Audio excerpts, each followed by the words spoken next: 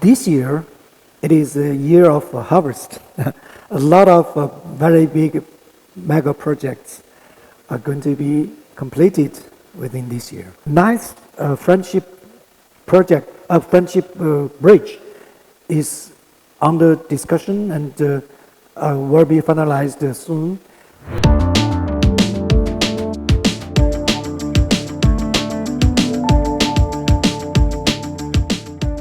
And we have with us His Excellency, the Chinese Ambassador, Li Ziming. Ambassador Li, thank you for coming here today. And this is going to be a big opportunity for us to discuss a lot of things, a lot of issues that have crept up in the last few months. Actually, let me explain why we are here. I met Ambassador Li during the lockdown. And we sought for an interview with him because a lot of things were happening at that time, such as the trade embargo by the US on China and all these things. So Ambassador Li said, let's push it back because of health reasons and the COVID, all these things. And finally, when he called us and said he's ready to say his versions of the world and China and how China is, interacting with the world. So we discussed that it could be a dialogue instead of a one-to-one interview for the greater audience. And so here we are, and especially this has some significance because China just had its 2 sessions and also the Winter Olympics. Maybe Winter Olympics is, first let me explain the 2 sessions. This is one of the most important political event in China, where the lawmakers and policymakers, they sit down and set the political goal, the economic goal of China. And following this, pandemic, this session was very important for China as well as for the globe. As you know, that China is so big, such a huge economy, that nobody can ignore it. Something that happens in China is bound to affect the world. Something happening in the world is bound to affect China. So this was a very important event that took place in China. The other thing is the Winter Olympics. Maybe we are not that, as a hot country, we are not that much interested in Winter Olympics. But this time it got some, special attention because of the US stance on Olympic, right? So here we have, with these few words, let me introduce Ambassador Li. I think he prefers to call himself more of an engineer than a diplomat, right? He studied he did his bachelor's in history or engineering? Mathematics and engineering. In engineering. Yes. And then he, interestingly, he did his master's in history. So that's a very interesting combination, and he's a very colorful career as well. He started his life as a diplomat, then he shifted to a technology firm, then where he worked as the managing director, and then he was in the industrial zone. He looked after the industrial zone, so he has a huge experience in industrialization of China. So Mr. Li, Ambassador Li, do you have something to say to the audience first before we start the conversation? But let me set the rule. We will have a dialogue. Thereafter, we will open the floor for questions. Okay. Thank you very much, Ina. And thank you all for coming. And I'm more than delighted to see you all face to face after such a long time. A lot of old friends here. As Nam just mentioned that we particularly picked up this date because you see, number one, that 2 days ago, a very important political event in China has been concluded, which is what we call the 2 sessions, or something as the equivalent of the parliament session of Bangladesh. And number 2 is that the Winter Olympic of Beijing 2020 just going to be come to an end tonight. The winter, what we call the Paralympic, which is after the Winter Olympic of Beijing, will close tonight. So that is why we pick up this particular date. And because of the two seasons, because of the Winter Olympics, and also because of so much is happening during this pandemic season and crisis in some other hot spots in the world and so on. We feel that we got something to say. We have to say something. And we do have something to say to you guys. So that is why I discussed with Zainam and we decided to arrange such an event for everybody here. Thank you. The other day, you and I were talking about investment in Bangladesh, and you said Bangladesh is just 15 years behind China in catching up with the level of industrialization. So I think China has a big role to play in our industrialization. And how do you assess our investment climate, and what kind of investment do you think China is thinking about Bangladesh? And I believe that there is a internal pressure in China to shift some of their industries, which are no longer viable in China, and then offshoring them to other places. So in that scenario, how well placed is Bangladesh? Yes. You see, according to the national statistics from the Chinese side, last year we've witnessed a 300% increase of Chinese FDI into Bangladesh, which is quite significant. 300%, more than 300%. And through that, you can see that Chinese investors are quite confident about the investment environment of Bangladesh.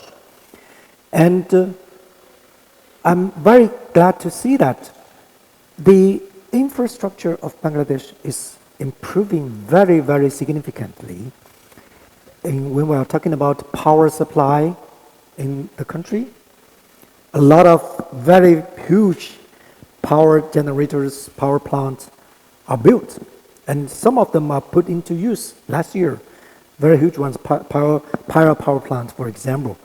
The 2 generators are running commercially, and some others, many big ones, will be completed by the first half of this year, very soon. And the road conditions, connectivities, and so on. Infrastructure and power supply already there. But what we need next, and what I think Bangladesh is ready for next, is the real industrialization of this country. I mean, some manufacturings, not only in ready-to-wear garment industries, but some other upgraded manufacturing industries in this country. But in order to achieve that, I think Bangladesh government has made a lot of efforts. I particularly participated in some of those investment inviting seminars and so on. I participated a number of them, and a lot of preferential policies. The visa, they have introduced a lot of development zones and so on. And I hope that this year, one thing, actually 2, could be achieved between China and Bangladesh. Number 1 is that the Bangladesh governmental approval for the Chinese industrial zone in Chittagong will be approved, because it's ready. I was there twice in that development zone. The infrastructure and power supply, road conditions, land, and so on, already there. But they need the final approval of the Bangladesh government.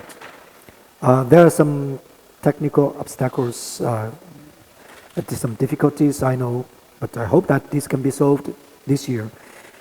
And number 2 is that we have proposed a PPP agreement between the 2 governments. And I would like to inform our media friend that the draft of the wording of this document has been almost completed. The Bangladesh side and the Chinese side almost completed. Now we're waiting for the final approval from the Bangladesh government for the signing. PPP agreement on certain projects or a very No, blanket it's one? a basket for many big projects, which involves private sectors from the Chinese side. So it will immensely increase the investment, especially in the what we call the manufacturing industrials.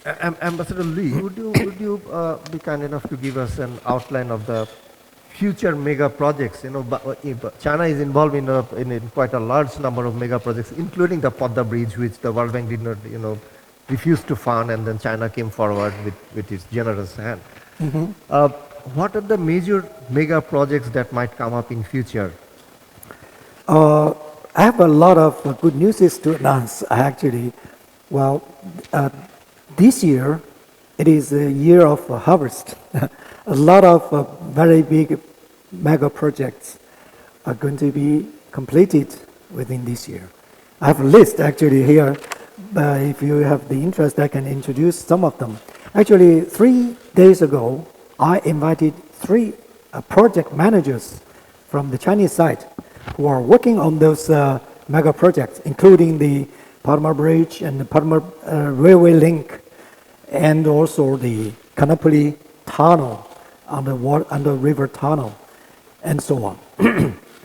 And the general manager of the Kanapuli Tunnel River, under river tunnel, they said that they can drive through the tunnel daily for the construction purposes, but not for commercial use only yet.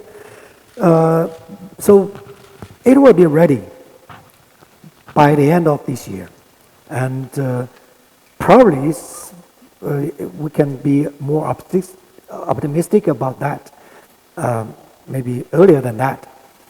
And the Padma Bridge, by June of this year, will be ready and put into commercial operation.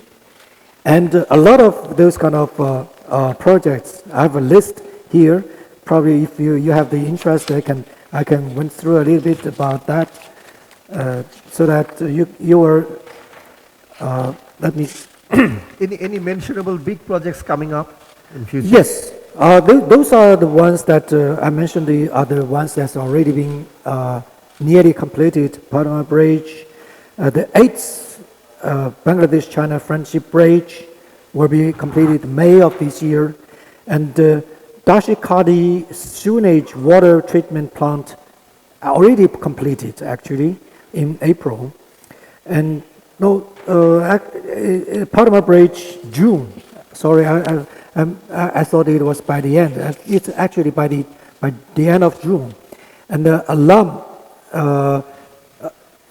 thermal power plant June of this year, which is 1,220 megawatts, very huge one, and the installation of a single point mooring with double land pipeline project August of this year, which will significantly reduce the energy cost of Bangladesh, and Kanapuli Tunnel by December of this year. And the upcoming ones, yes, actually Bangladesh government proposed some new projects already during these recent years, and some of them has been approved by the Chinese government. And for example, the 9th Friendship Project, Friendship Bridge is under discussion and will be finalized soon, which is a gift of Chinese government to the Bangladesh people again, as the previous eight ones. And there are a lot of new projects are coming, and I'm not going to announce that before it's a mature time, because I should wait for the both government to finalize the last steps. So I can assure, what I can assure you is that There are a lot coming, yes. Just one observation from my side. We often see that this mega projects being done by Chinese companies, often they have huge cost escalation and also delayed. The projects are delayed. So why this happens? This cost escalation? Don't you properly estimate the price of a cost of a project? Yes, yes. Well, I think you're right. As some other project undertaken by some other countries, some of those Chinese projects I didn't mention here are a little bit behind the schedule, and some of them are severely behind the schedule. Yes, that's true. And the reason behind it, number one, of course, you can imagine that is because of the pandemic.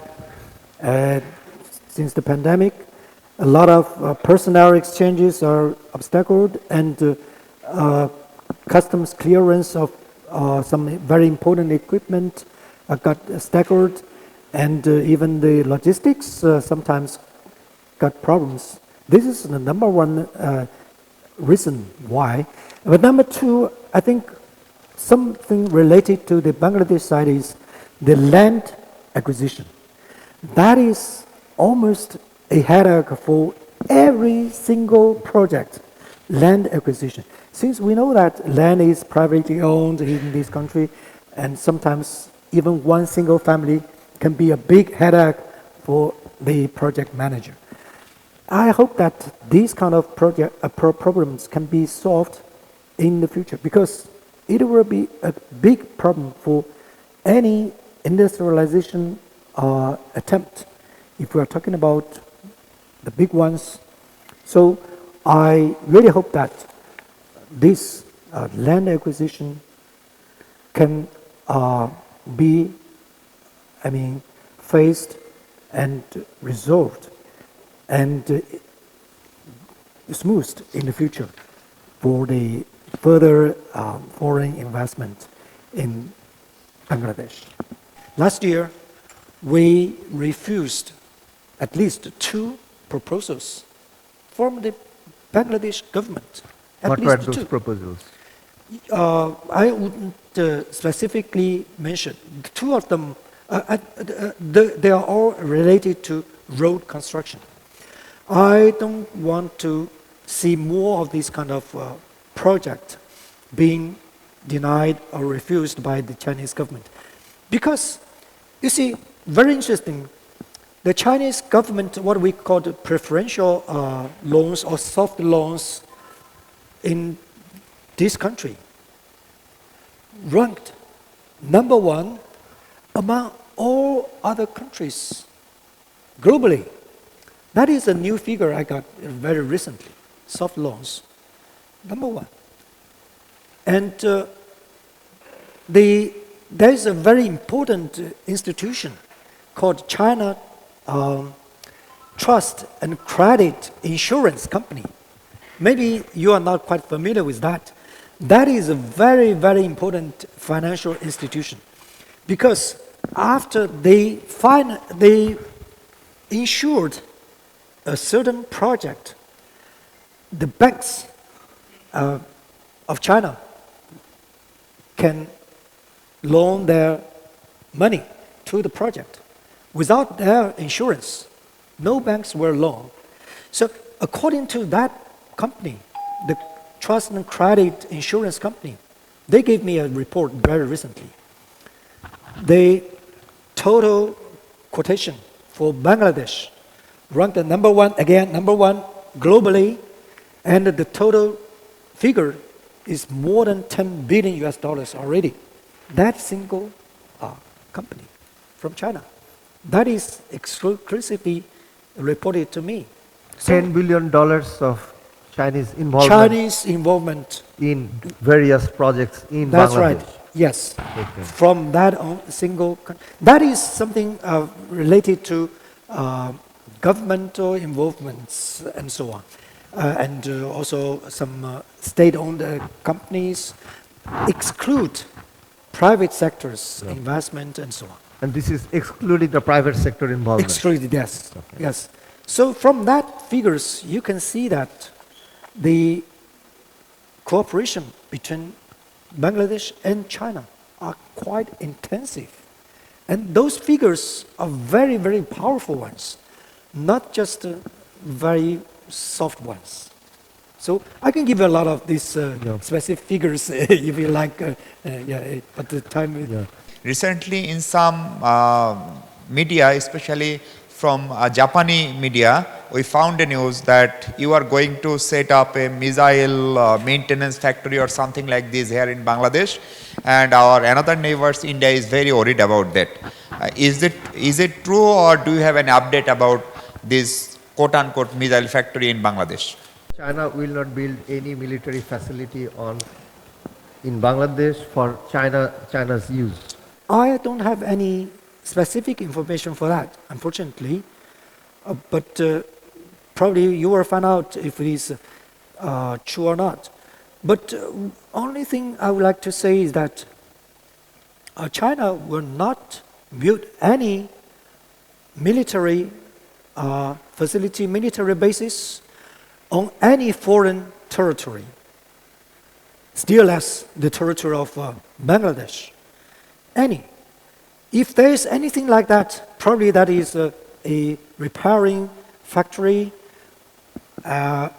because of the requirement of the Bangladesh government or something like that. But I cannot firmly confirm this information because this is from some report. I have to check it yet. That is so far I can share with you. But again, China will not build anything militarily in any other territories, any other country's territory. That is for sure.